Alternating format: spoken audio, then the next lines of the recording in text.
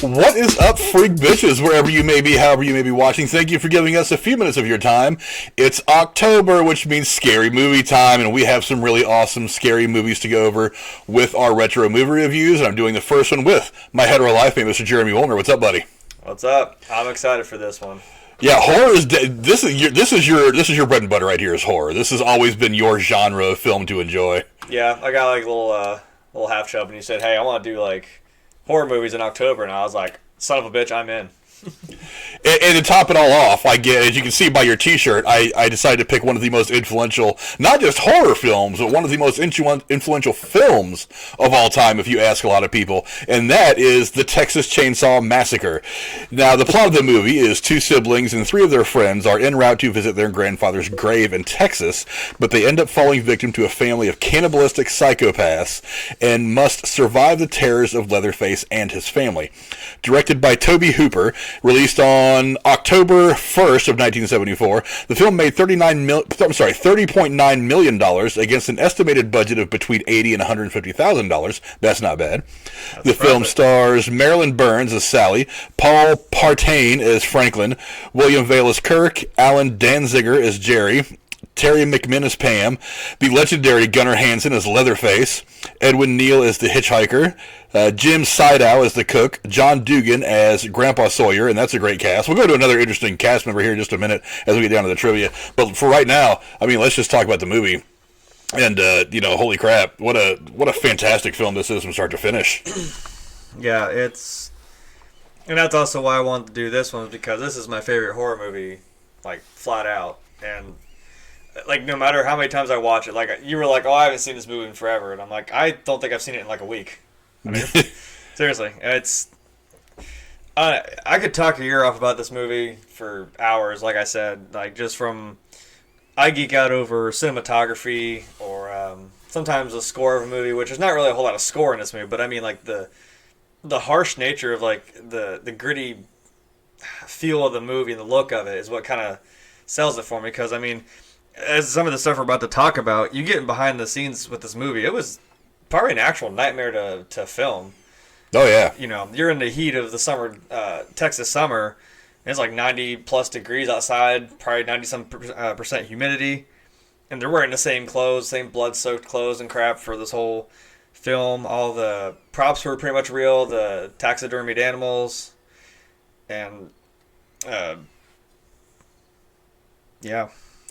You know, one of the things that I had read in digging up some of the trivia for this is they shot this movie. They were afraid to wash the Leatherface costume because they were afraid it would alter the color after washing it so many times after the end of each day. Right. So they just left the costume with all the blood and stuff on it. And over time, they said towards the end of the shoot that the costume had almost turned solid from the amount of fake blood that they had put on it for all the shooting, because they shot it over the course of I want to say about 8 weeks. I think I had read that it was supposed to shoot over the course of 4 weeks, but the shoot ended up going almost 8 weeks. And this was in Texas in 90 to 100 degree heat every day. And because they were wanting to make sure they made they didn't drag out the cost of the film, they shot 7 days a week for 16 hours a day until this thing was done. Yeah, and you got to imagine even for Gunnar Hansen, he's a big boy. And you imagine how much he sweat through that costume, chasing everybody around. And even Marilyn Burns, then like, piggybacking off of that, I know if it was maybe the last scene, something hadn't done right, and they had to come back for reshoots, and they thought, "Oh, thank God we're done with this movie," and then they got called back, and they're like, "Shit!" She had to put all that stuff back on, and it's like, you kind of wonder if that last little shot of her, is she laughing? Is she screaming? I don't know. She's kind of wildly hysterical. If some of that wasn't actually real. Well, that was one of the interesting things about that scene, that final scene as she's driving away in the truck, is you don't know if it really is that weird, almost Joker-like kind of laugh where it's like part mental breakdown and part elation for being out of the situation. It's like it's so mentally exhausting, everything that she had been through over the course of that whole engagement with this crazy family somewhere in the wilderness of Texas. Yeah, that the laugh. It really is startling how it's this kind of just this weird elation mixed with maybe her mind is permanently damaged from what she's just been through. Yeah, it's just one of the best scenes of the movie.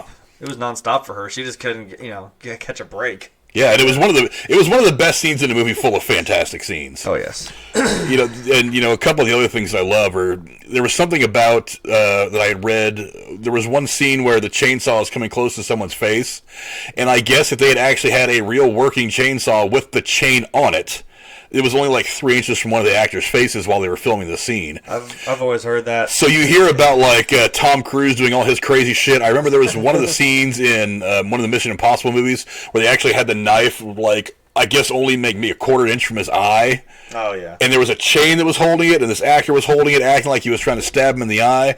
And all this was like this one little chain keeping Tom Cruise, this actor who's worth God knows how much money to the franchise and to Hollywood in general, from taking a sharp blade through the eye. And you got to realize how much insurance that guy's got on him because he does all his own stunts. That would have been a fucking nightmare to deal with, too. Yeah, this was the days before you really insured actors like that because they didn't do their own stunts anyway. They had stuntmen that handled all that stuff. And they used a lot of the camera trickery to do it. Nowadays, you've got Tom Cruise, you've had Jackie Chan over the years, guys like that doing all their own stuff. But, just a fantastic... I found it odd as I was watching this movie, because I haven't seen this movie in probably 15 years, maybe a little more. But as I'm watching the movie, we're getting to these scenes, and I'm like, oh, yeah, I remember exactly how the scene goes now. It's odd to me how this movie, for whatever reason, good or bad, has ingrained itself somewhere in the back of my mind to where even after a decade or more of not having watched a single frame of this film, that it all just like, oh, I remember now. I remember what happens. That it's just always back there. And it's really cool that this is one of the films that did that. Also, this is one of the films that a lot of horror movies draw elements from what they get, from what happened in this film. It's like this started a whole lot of tropes. It started the... Actually, this is the first final girl, if I remember correctly.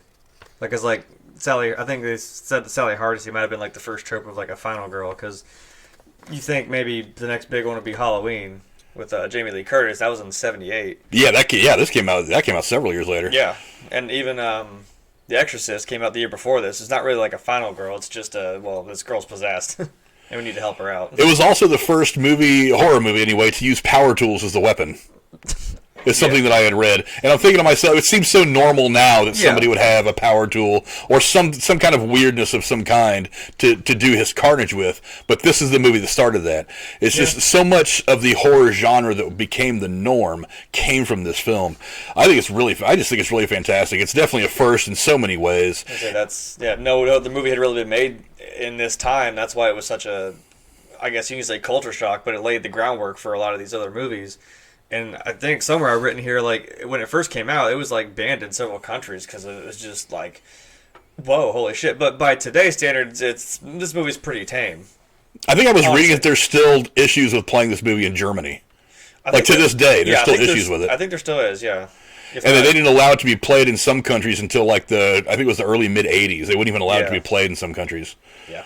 Which is, I mean, and you've heard that about movies like Clockwork Orange and things like that, but I mean, it's this movie like that one can be so disturbing. Or, which I have still yet to watch, and I bought it for this reason, Cannibal Corpse, where the director was, like, arrested because they thought he actually killed the actor, like, impaled her on the pole.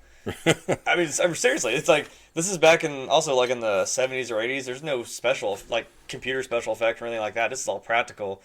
And they watched this movie and thought he actually impaled the actors, and that was his defense when he brought into court. He brought the actors in, like, hey, look, they're not dead. They're totally alive. Like, we didn't actually kill them. I didn't kill these people. Like, this isn't a snuff film or some shit. Like, no, I need to watch that movie. I want to see that. It's, yeah. But, digging around looking for some trivia to this movie, I did the Spaceballs review a week or so ago, and there was no shortage of trivia for that one. This movie is the same thing. There was no shortage of just interesting little tidbits to talk about.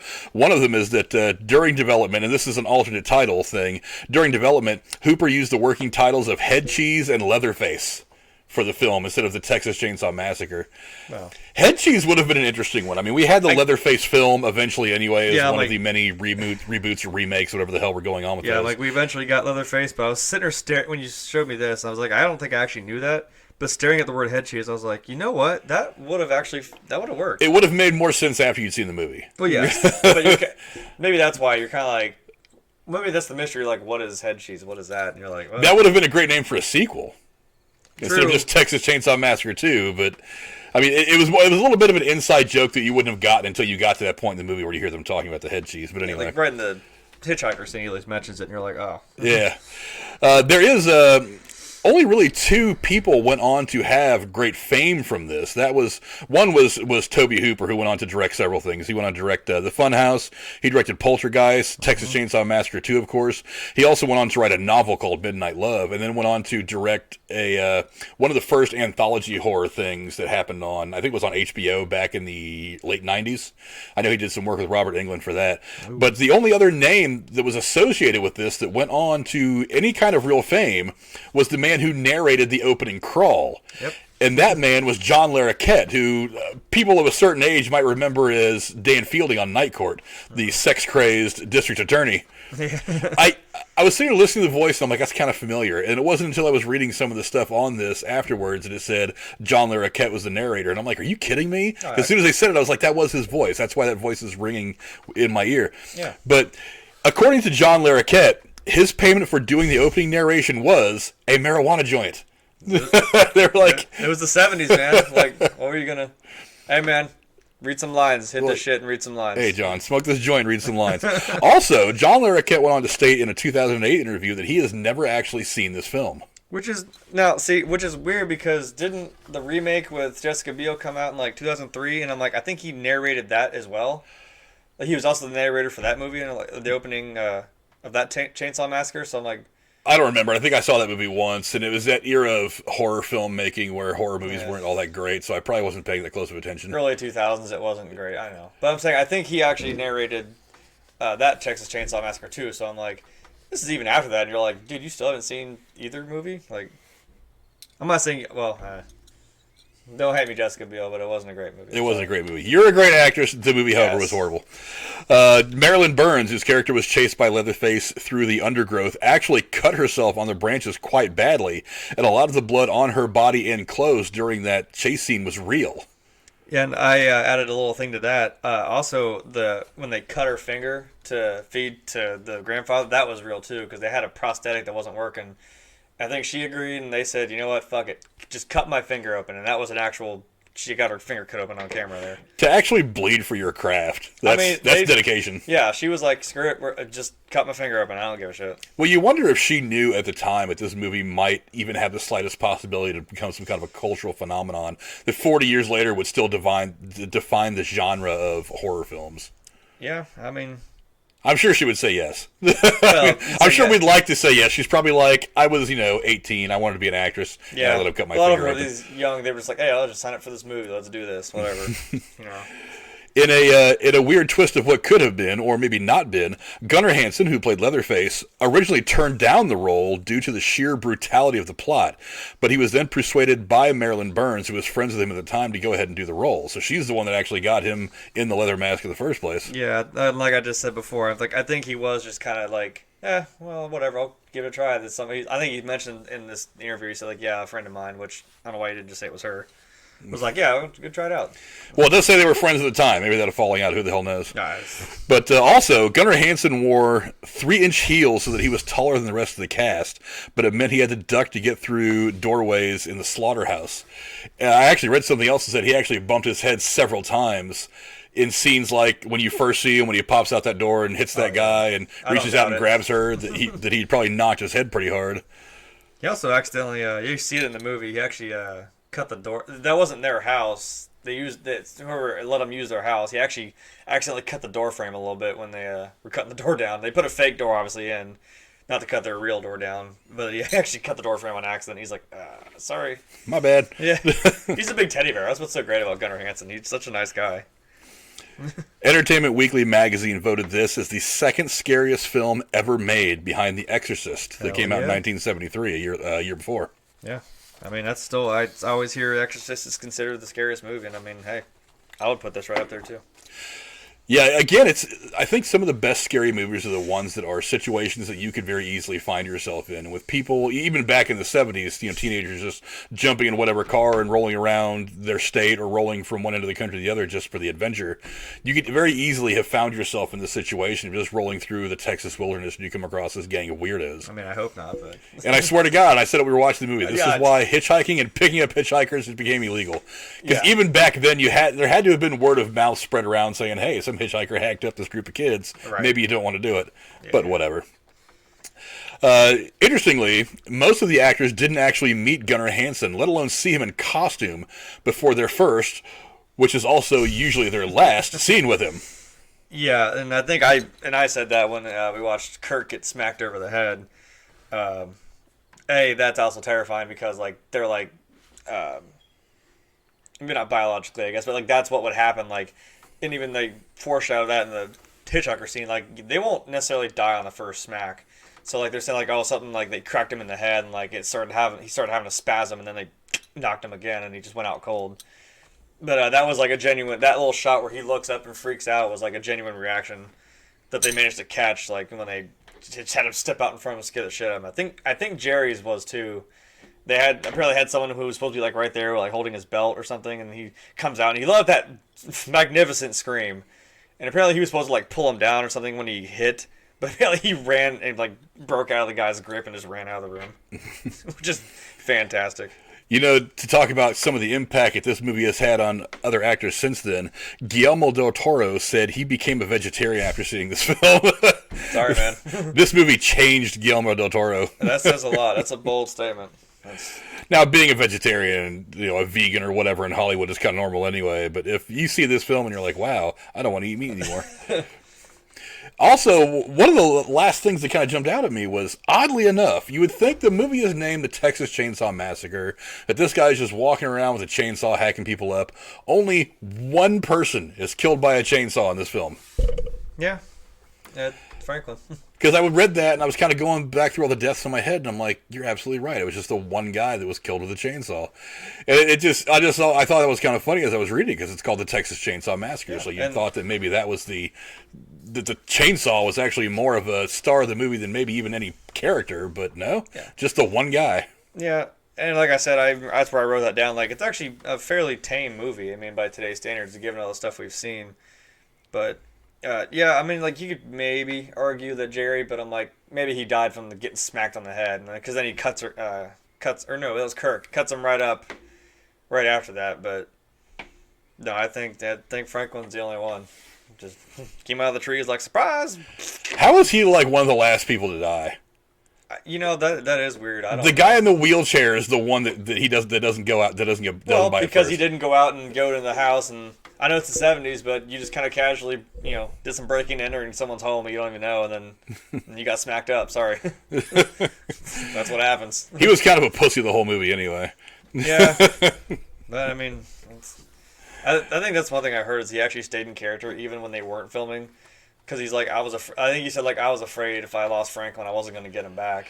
Everyone else was like, we were ready to kill this guy by the end of the filming. I had read that him and Gunnar Hansen didn't get along on set.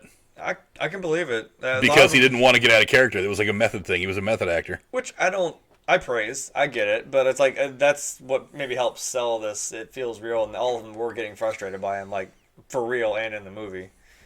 So I could believe that. No doubt.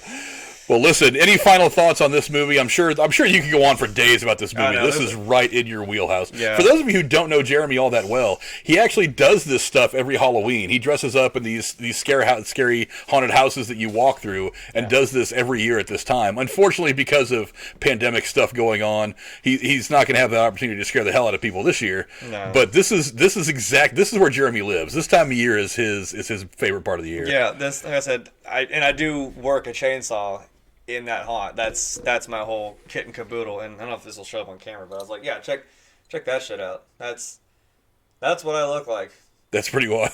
Yeah, you see that coming at you in the dark, kicking down a door with a chainsaw. That's give you nightmares. I've probably messed some people up. I've made a couple people pee. Some run off. I've been hit on purpose, mostly on accident. But I would say last year was the most I'd ever been hit on purpose, which was kind of a different thing for me. But there's cave justice, as we call it. We're willing to take this in our own hands. I mean, the cop actually ran out and kind of stopped when he realized, when this kid hit me, and then I work in hell, so the devil grabbed this kid, and he was like, you about done? And I switched my hands, put my saw behind me, and I'm like ready to swing at this kid, like, don't do that again. And the cop kind of stopped and went like, Like they got it. I'm just gonna let this play out. They got it. We let him go. I didn't do anything. There's a camera right there. It's fine.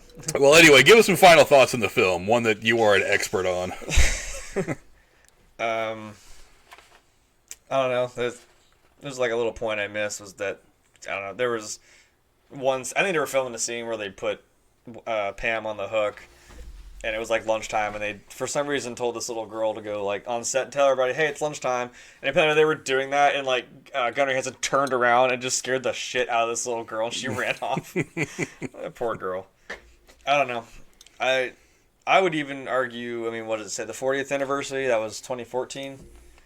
So I'd even argue and say, well, it's 2020 now, so even 2024, 50 some years later, it's like we'll still be talking about this film. It's stood the test of time, and again, even the whole trail of mud that it got dragged through, just trying to get out there in the first place. It's impressive. Yeah, it's definitely one of those timeless films to where even film pundits, real cinephiles who aren't big horror fans, you could say, "What's your favorite horror film?" And they'll probably point out something like Texas Chainsaw Massacre, or one of these things from the 70s or early 80s, where the gore fest horror films were kind of at their best. That's when it started, yeah. Yeah, and it all got really watered down. Like most filmmaking got watered down into all special effects and shitty stories, in the late 90s, in the 90s and into the 2000s. It wasn't until recently that they started focusing more on the storytelling and the characters rather than just the special effects. Yeah. But I mean, this movie, I mean, it's a classic. I mean, you ask some people what their favorite movie of all time is, and you're going to find a good number of people that point to this movie. And yeah, by today's standards, it is very tame.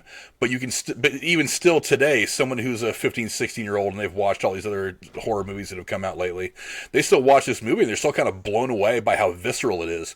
And one of the great things about it to me is the tone. There is the visual tone. There is this grainy texture of 70s and 80s film that gives things a really great gives it its own kind of aura. Yeah. And I know that digital filmmaking is the best way to do it now, and that's fantastic when you're watching like an Avengers or whatever. But that grainy quality adds to the fright level that you get when you watch these older films. Yeah, doing it on actual film, like it just gives it that feeling. And like I said, one thing I love to death is certain cinematography, and like I mentioned that it feels grainy, gritty, and like even some of the way the shots look, whether it's like say a steady, not steady cam, but like a fixed shot or like a weird little pan, and sometimes you can get a good effect off of something like if it's handheld, it feels shaky, it feels frantic, and you feel like you're like, oh shit, something's gonna happen. The same thing, the thing that always sticks with me is like it even still gives me chills to this day is the ending of that movie, like that sweet shot of him swinging the chainsaw around in the harsh sunlight right behind him. Because, he's kind of mad she got away. That's the one that got away. Yeah. And he's just swinging around, and it just, it cuts abruptly right to black. All the sound goes out, and it just rolls the credit. Like, my jaw was on the floor. I was like, oh, it just goes from not 0 to 60. It goes from 60 to 0 real fast. I was like, whoa. Yeah, and as these credits are rolling, you're still on that adrenaline is still just shooting through you, and your mind is racing. And you're like, wait a minute, what? And I still watch that with like, oh my God, that's so cool. I don't know. I love that. It sends a little chill down my spine. Yeah, definitely a fantastic movie, and this is definitely the month to check out horror movies. If you want to look at some classics, we're going to be talking about a few of them as this month goes on. This is probably one of the best ones. The Texas Chainsaw Massacre is fantastic. Obviously, it's a must-watch if you want to check out what really good horror movies are. You'll be able to see very easily how this movie influenced everything that has come since, how it influenced things like Silence of the Lambs and things like that. Just a fantastic movie overall. But anyway, that's what we've got for you today. Go ahead and go down in the comments below. Let us know what you guys thought of this movie. Let us know if there's a movie you really want us to do. For my good friend Jeremy Woolner, adios.